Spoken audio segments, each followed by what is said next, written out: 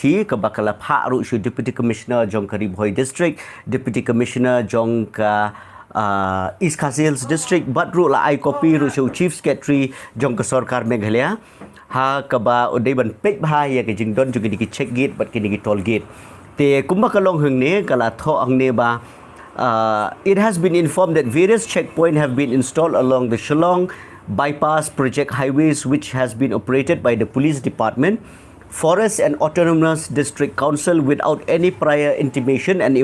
approval from the National Highway Authority of India. The list of checkpoints are attached on Annexure A and few photographs are attached on Annexure B. Kabumut ba ka ministry kalapha ya kini ka Shithi syakini ki he sarkar jong kejala Meghalaya baki deiban weng baki deiban pek baki deiban weng baka nomdon kanu ki jing krong pisa haki National Highway but haki state roads kabakun thup yakini ki jaka ki bayat ki kali ki bala shna daka state government hapo ke jing pek ke PWD badru haka National Highway ke badai ke jing pek jong ka sarkar India ti kiladon ki jing ong pada jong ki kat to kat ne ki boong ba ka jing krong pisa ki National Highway lene ki state road kadai ban pinmi pisa na ka banta ka council na ka banta ki Autonomous District Council Henry kani kadai ka bomla ban pediang namar babelai sisen bakalawan ko order na po Delhi na po ke ministry kemut ba baro kila kidai ban buat renti ya kini ki ain ke ba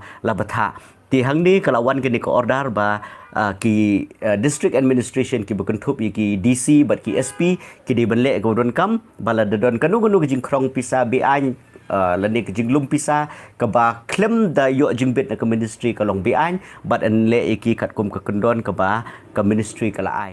PEIT bahagi ki shop ke shop plus F Ka plus F? haka bang